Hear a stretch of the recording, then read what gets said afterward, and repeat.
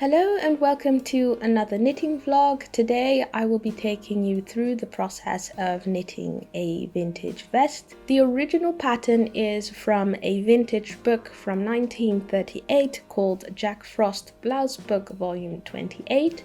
It's called the Rosamond blouse, and I had initially intended my piece to be a blouse, but during one of my fittings I found it to look really nice as just a simple vest, so I opted to not knit the sleeves. However, I do intend to knit the complete blouse in the future. The yarn I'm using is Easier Tweed in the color Bottle Green.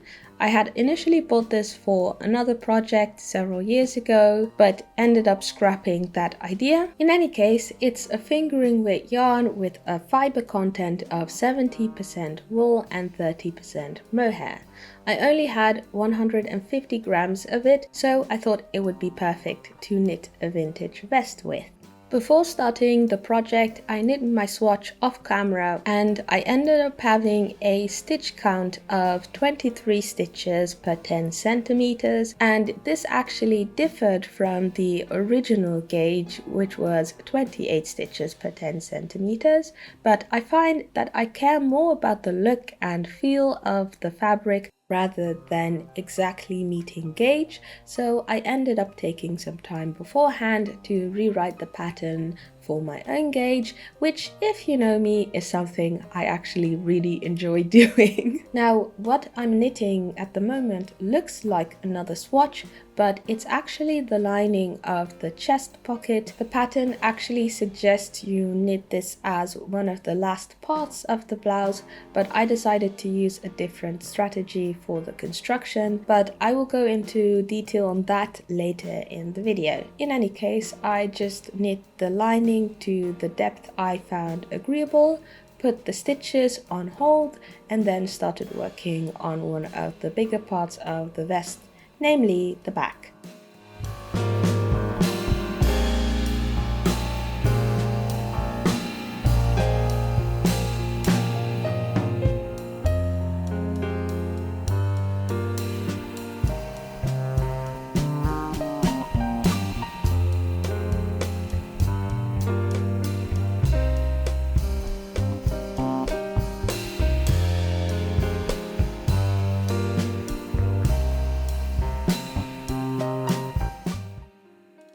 The instructions say to knit the pattern flat in pieces, which is typical for a vintage pattern. I found that with many patterns from this era, the ribbing is actually knit with substantially less stitches than the body. So the pattern will usually tell you to knit even for a number of centimeters, after which you increase evenly over the first stockinette stitch row.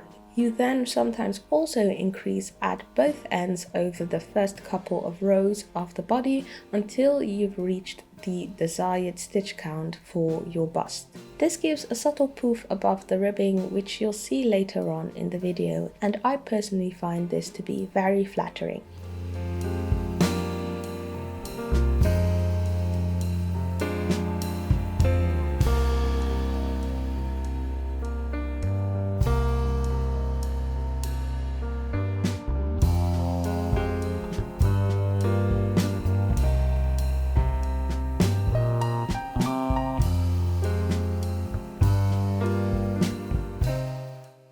Once having reached the desired length before the armhole, it's time for some armhole shaping. It's your typical cast off a number of stitches and then decrease a couple of stitches afterwards. The rest of the yoke section is actually very straightforward. Again, you work even. Then once you've reached your desired length, you cast off a large amount of stitches at the beginning of the following rows for the shaping of the shoulders. This creates a staircase effect, which you are then supposed to seam to the front piece. I, however, prefer much more to replace casting off stitches to Japanese short rows. This eliminates the staircase effect and gives you a smooth diagonal line with live stitches, which you can then bind off simultaneously with those of the front piece using the 3-needle bind off. A really nice feature of this method is that it's just as sturdy as a regular sewn seam, but it's way easier to unravel if you need to go back, for instance, to fix something or make a repair. It's a modification I always use when I'm working with vintage patterns. I also want to mention that, as you might have seen, I do like to press pieces whilst I'm still working on the entire project. That is because, to be honest, I just love a good press. I love seeing how much better my work looks once I've pressed it. Oh, it's just so good.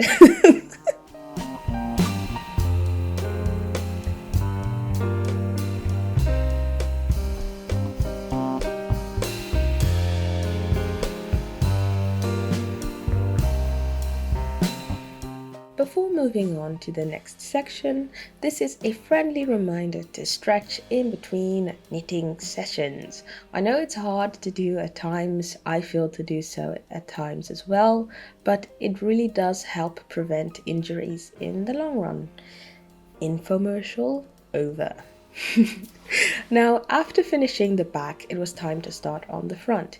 It is worked in a similar way as the back. However, once you finish the ribbing, you actually increase more stitches than in the back. I'm not too sure why that is, but my guess would be to accommodate the bust and not have excess positive ease at the back. In any case, aside from the extra stitches for the front of the body, you knit it in the same way as the back up until halfway through the underarm shaping. The pattern then tells you to cast off a number of stitches for the pocket, and on the next row you cast on the same number of stitches above the ones you've just cast off. You're then supposed to continue working the yoke, do the neck shaping, and then once you've finished off the sleeves, you come back, pick up the stitches at the top of the slit of the pocket and knit the lining. And then you pick up the stitches at the bottom of that slit and knit the ribbing, which you then seam to the blouse, and you also do that with the lining. I didn't want to pick up cast off stitches, so what I did was put the pocket stitches of the front on hold and then put the live stitches of the pocket lining I had already knit onto my needle and knit that, so that once I'm done, I only have to pick up those live stitches for the ribbing and seam that and the lining to the blouse.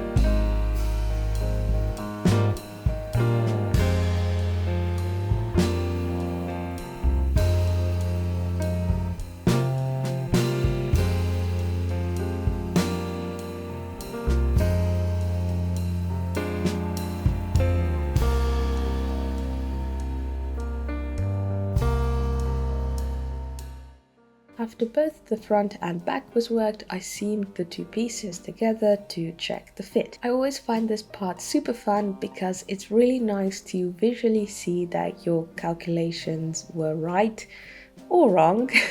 In this case, the fit was good, but there were three noticeable mistakes I had made. For one, I misread the instructions and ended up taking out about 7 centimeters from the body. This wasn't, however, a huge problem as my torso is short and I actually quite liked the cropped fit. The second issue, however, I really did need to fix. I hadn't done the short rows correctly. I was supposed to make sure that the last short rows of the back and front end at the same position, and that wasn't the case. The third issue also needed to be fixed, and that was that I had actually knit the front a couple of centimeters too short.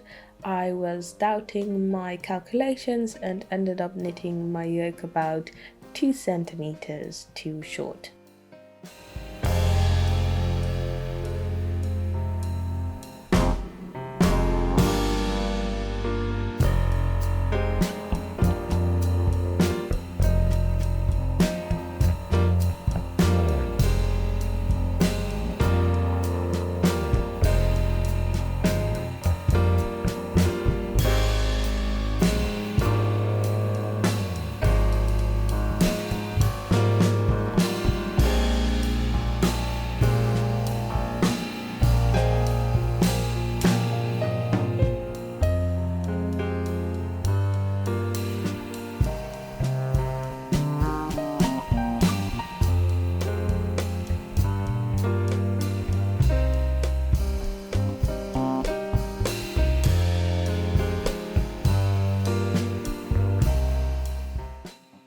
These last two issues made the top of the yoke look really funky, but luckily, since they were situated at the top of the yoke, I didn't really have to unravel all that much. I had to take out the ribbing and the bind off, which wasn't an issue. However, I did twist the yoke when I was trying to reattach the front and the back shoulder section. So that was a lesson for me to not work on things when I'm feeling a bit tired.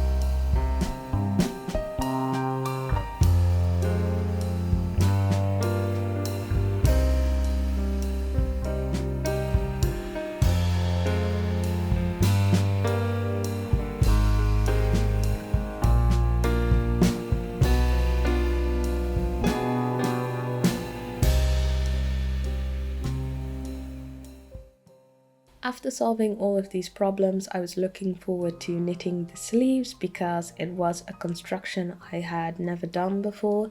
Basically, you pick up only a couple of stitches at the top of your armhole, and then every row you pick up more stitches, and you do that until you have picked up all of your stitches around your armhole, and that would have created a sleeve cap, kind of similar to short rows, but I guess it's just a simpler way to do so.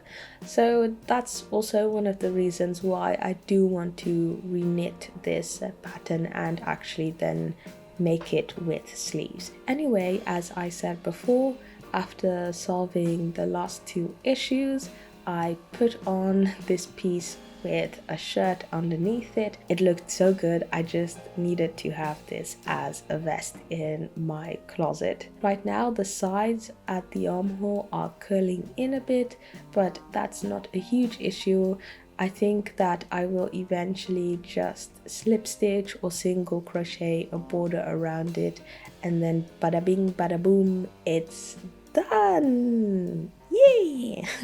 So here is a tiny showcase of the vest. I forgot to actually film some footage for this vlog specifically. Yeah, so this is just some random footage from one of my podcasts.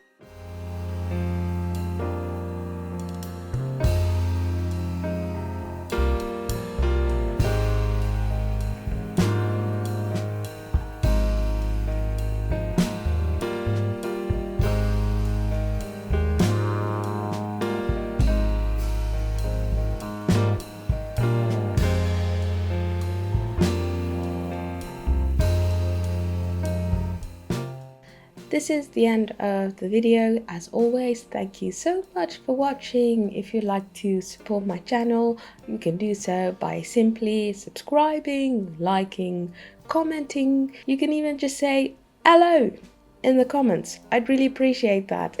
You can also buy me a coffee over at ko-fi.com. I have a link to that in the description box below. But as always, thank you so much for watching, and I hope to see you soon in another video. Bye bye!